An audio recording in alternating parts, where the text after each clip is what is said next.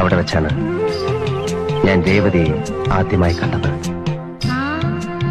അവളുടെ ചിത്രങ്ങൾ എന്റെ ക്യാമറയിലല്ല പതിഞ്ഞത്, എന്റെ കണ്ണുകളിൽ,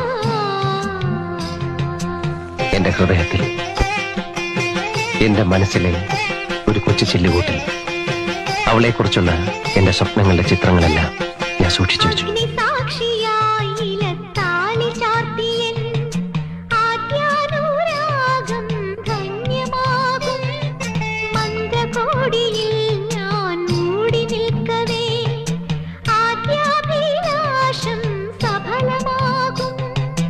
നാലാളറിയെ കൈപിടിക്കും, തിരുനാടകശാലയിൽ ചേർന്നു നിൽക്കും.